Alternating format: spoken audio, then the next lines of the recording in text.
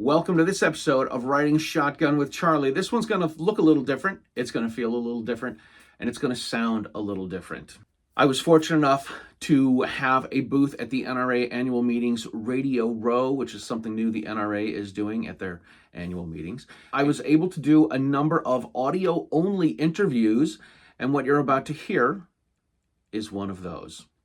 If you haven't subscribed to the YouTube channel, please do. If you're listening to the show in podcast form, please leave a positive review. And if you like the show, share it with your friends, because that is how we get the Stagecoach across America.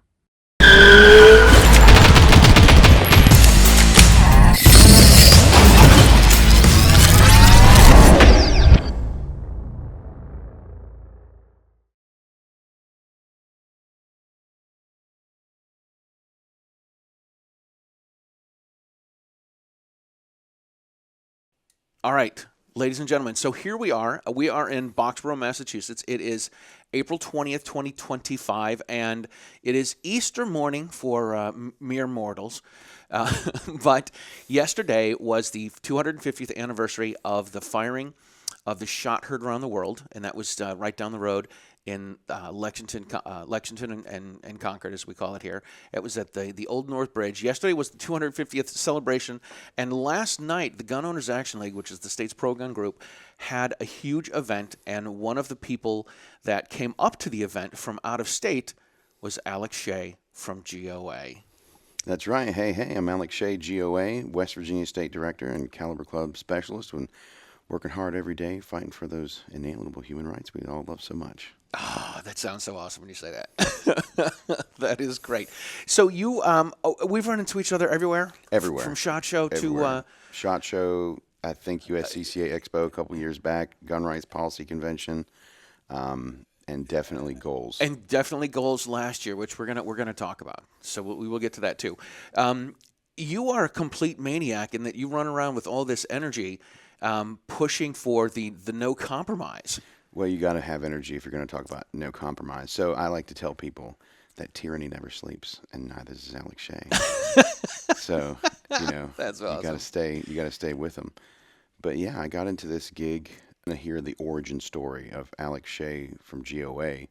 It really begins after my time in service. So I got out of the military, did 10 years, and I was going to college, and this was when the Mandalay Bay incident occurred. Writing on the wall, like that moment, horrific tragedy, but the way the media was portraying it, although, yes, horrific, but their position wasn't to somehow stop evil, it was to perpetuate gun control. Right. And I'm like, how does this solution that they're proposing prevent or help or change this? And it doesn't. So that was the first time that I sort of pierced the veil of the illusion that the media portrays. Yeah. So the media tells you one thing, but they're showing you this hand. And time I ever, the math wasn't mathing. Like, I heard the message, but at that time I wasn't into gun rights or any kind of gun groups. So I didn't have a counter narrative, but my own logic was able to say, this math ain't mathin'. What is this about? And so I did what any red-blooded American would do, and I took $500 of my own hard-earned dollars. As a college student, that's a pretty big deal. That's a lot of money. And I joined an organization that is not GOA, and that we shall not name, because I don't want to disparage anybody. Right. But they wanted to negotiate rights away. They wanted to create a compromise and give ground, and I just became a 5-year member of this organization, and I literally gave them my money, and 1 week later they wrote the bump stock ban. And I was like, what is this? Right. What? And I kind of lost my mind. I literally hounded and called and emails and until they finally were like, you have to, they're going to take action against me. I was like, go for it. I'm poor. I don't have I have nothing what are you to going to get? lose. You can't get blood from this stone, right? So, and then they came back and they were like, listen, what is it you want? We'll do whatever it is you need us to do. And I was like, I want my $500 back, and I want you in the history of ever to. And so I was like, okay, that's definitely something. And then I took a job at a multi-million-dollar gun range, and I was their event coordinator and membership director to like the deep mega mind gun rights understanding. Started reading the books, started watching the YouTube channels, Riding Shotgun with Charlie, Mark Smith, Tom Grieve, going down the rabbit hole and getting the deep understanding. But I had a boss, and his name was Andrew Dobbs, and he definitely despised me. But he came to me one day, and he was like, "Hey, there's only one gun rights organization that's no compromise in the United States." And I was like, "Okay." And he's like, "It's GOA. It's Gun Owners of America." Handed me a pamphlet, told me I was an idiot if I didn't join.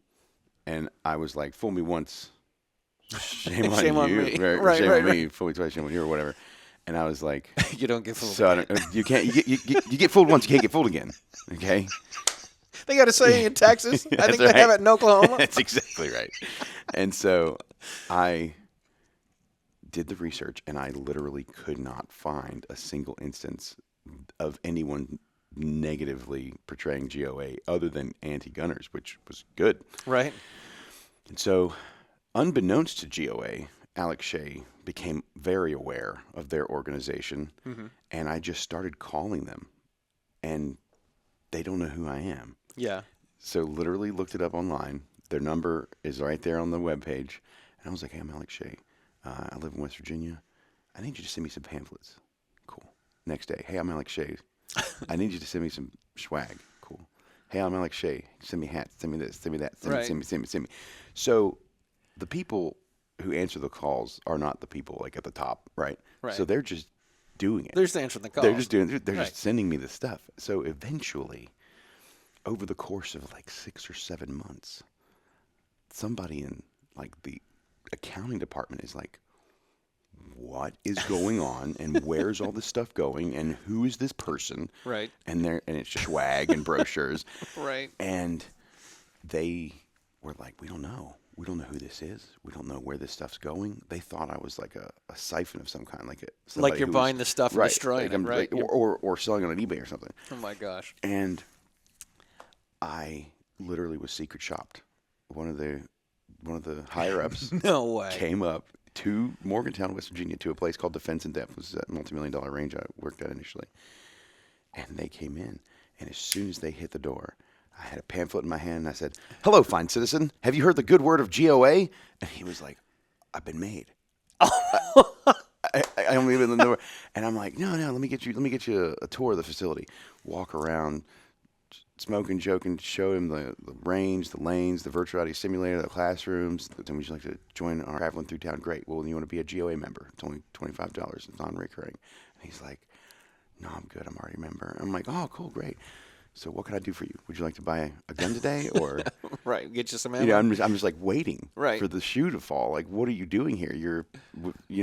He's like, "I just came here to meet you." And I was like, "Okay." What? Am I being punked? I was like, "Okay, well, do you want a gun?" Like, Right. not buying a gun or not buying a membership or not buying a GO. I'm like, What are we doing here? Like, Yeah. where do I go from here? And needless to say, they were like, "Well, we just didn't know who you were or what you were doing or where all of our stuff went." And I was like, "Oh, your stuff's gone." Like, I've been giving that stuff out like candy. Right. And he's like, "Well, what is the..." And then I was like, before you get any further, I'm like, "Well, I do have all of the..." And the other piece is just the brochure. And so I had like tick marks and how many people I've signed up for GOA. No names, no identifying information. But I was like, I could isolate. Tally up how many people. Yeah. And also I was like, this is how many people I've signed up personally. But there's also like a tertiary effect. One person tells another person. It's like the Pro commercial, right? Correct. Yeah. One told you And I'm told two like, people, you told two people. "I want you to do me a favor because I don't know my metrics." And he's like, "Your metrics?" I'm like, "Yeah, I'm a sales guy. Like, I need to know how much I've sold." This is how many I've sold personally: 750 memberships, which is like approaching whatever 15 times 25 is, or not 15. Let me see. Math is hard. So it's $18,750 worth of memberships in like 6 months. Wow. And so I'm like, "Listen, I don't know, but I need you to tell me how many people were in West Virginia before 2018 as Right. GOA members. I need to tell you how many people are GOA members now. Right. Let's make this math easy. And yeah, and so they looked it up and they came back and they were like, listen, like our membership in West Virginia has basically quintupled since your initial thing. Whoa. And it's because I was doing not only the defense in depth thing, but I was going to gun shows and I was doing this, and I was just, hey, here, take the hat, take the sticker, take the patch, talk about gun rights, blah blah blah. And then, like, even if I didn't make the sale initially that day, those people were going out and talking more about freedom, talking about this crazy brown person they met in Morgantown, West Virginia, who just couldn't believe it. And so it was. They approached me and they said, we want you to be a volunteer, like a full-time whatever. Here's your volunteer title. It was like a field rep or whatever. And I was like, cool. Now what do we do? And so this is still like year one of me on that show. They were like, or will you do it? And I'm like, yeah, I'll do it. And they're like, well, we can't just have a field rep there. So that was when they bestowed to me the title of West Virginia State Director. And so I had a shiny new title, and I got cards printed up, and I started talking about freedom on like an industry level. Now, I had attended SHOT Show previously as Defense in Depth, and so I wasn't completely new to it, but I just had this great network already established, and then the GOA is obviously incredible, and everyone wants to be a part of it, and it's very well received. And that's how I got there, and then I just kept volunteering. So I volunteered in totality almost 8 years. It was like 7 years of just volunteering and going to SHOT Show occasionally, and some other events once in a while. And then when Defense in Depth was sold, I became an account executive for USCCA, and I did that for about a year. And every time I would talk to people about self-defense liability insurance in a classroom full of people getting a concealed carry permit or what have you, the conversation would always devolve into, why do I have to do this? Or why don't I have Castle Doctrine? Or why don't I have Stand Your Ground? And I'm like, well, fine citizen, that's your fault. And then I would go into like a GOA thing. Switch and hats. I'm like, yeah. And I was like, but, because I would represent Virginia. So Virginia's laws are very different than West Virginia's laws. West Virginia, we do have Castle Doctrine and Stand Your Ground. And you put no trespassing sign up, and it's like hunting season on your property. So we have a lot of different laws, but like in Virginia, they don't have a Castle Doctrine statute. They have Castle Doctrine-esque judiciary findings where it looks like Castle Doctrine, but it's not like written. It's not codified. So they kind of have a duty to retreat even in their home. Like you could definitely win that case, like in the other way, but technically it looks like that on paper. So when you're teaching about it, you're going to be like, this is what it is. And they're like, whoa. I don't have the right to defend my home. I'm like, well, you would if you actually advocated for it, right? Because you're asking these politicians, and this is where it really gets more into the nitty gritty. There's a lot of people, especially here in Massachusetts, that get upset when they watch TV and they see a politician doing something they don't approve of. That politician is a creature of comfort. Like it's going to do whatever it's going to do according to what it believes is going to get it reelected. So it's a very simple creature. If you do less of that thing, even if you make a topic hot, to deal with the repercussions of that on their campaign. And so I say all that to say this. How many times have you been upset at a politician on TV? Often, right? Right. I can't count. How many times have you called that politician? A lot less. How many times have you written that politician? Yeah, not How often. many times have you gone to a lobby day or set an appointment with that politician?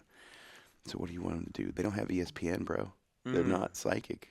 They can't just know what you want them to do. And that's what advocacy is. That's what that grassroots army, the GOA, does. It's like getting fine citizens. And as I say, I'm in the business of building better citizens. Like, I want you to be calm, cool, collected, and confident in your ability to articulate the ideals of freedom, individualism, liberty, the American way of life to your friends, your family, and especially to your politicrators. You've got to let those politicians know because the squeaky wheel gets the grease. And if you ain't squeaking, they ain't greasing. What are they This is supposed true. to do? Yeah. But yeah, that's how I got here. That's amazing. That's incredible, man. That is incredible. All right, listen, we got a few minutes left. Tell us about GOA's Goals event. This is the second annual this year, right? Second annual. So huge, huge event in Knoxville, Tennessee. If you're attending as a GOA member, GOA members get in free at the door. If you're not a GOA member or if you need to renew, it's only $25 at the door, so extremely reasonably priced. And Knoxville, Tennessee, the 9th and 10th is when it's open to the general public. But for fantastic For media folks like Charlie over here, it'd be 7th, 8th, 9th, and 10th. August of So, 2025. and that's August of 2025. I went last year. I had it coincided with when I had to bring my daughter back to college, and she goes to Nashville. Perfect so it timing. was one of those. But it was it was one of these things where my daughter had to check in on Sunday. So we made plans to bring stuff to her friends and stay at like she stayed at her friends, and we're going to put her stuff there. And then unfortunately, as young girls do, they're not really good communicators, and so there was some sort of thing where the girl we were supposed to bring the girl's stuff to, she was out of town. She was like in Kentucky. Wow. And then her other friend who had a key to this girl's place was in Alabama. Of course. And I'm like, well, we're in Tennessee, sweetheart. So I don't know what your plans are, but let me tell you my plans. I have a hotel in Knoxville tonight. I don't have one in Nashville. I have one in Knoxville because tomorrow I have some stuff that's going on. So we were able to work it out, but it was great that I got to like drop her off and then turn around and go back to Knoxville and hang out for the weekend. And it was great. I was impressed with how many people were there. There were a ton of vendors, and it's not like the other big trade shows where it's like almost impossible to taste that you guys had. A lot of great speakers, and it was a lot of fun, man. It was really cool. Yeah, and it's going to be even bigger and better this year. I think we had to literally move our entire store, which is like a 20 by 40 footprint, completely out. So we've had to revamp the floor plan. We had to reduce the size of the walkways just to accommodate. So we had 120,000 square feet. We had like close to 200 vendors last year. Now we're approaching 300. What? Bigger names. I think we had back at 800, and now we're like pushing 1,200 Oh my gosh. in terms of media presence. And big names. John Lovell's going to be there. Nice. Obviously, Mark Smith's going to be there. Jared Yanis, of course, Guns and Gadgets is going to be there. And we were very incredibly fortunate to have Kash Patel speak at the previous one. Oh yeah, that's right. And that was, to me, I mean, I knew about Kash, but that moment, seeing him speak on the GOA stage, hearing what he was saying, that's when I became a fan. And that was really, and then I was like, man, I hope this guy goes somewhere. Lo and behold. I really hope this man like makes the changes that he's talking about. And so you never know really what someone's path is going to be. But it was surreal how quick he went from this stage to director The of Trump FBI. presidency. Yeah.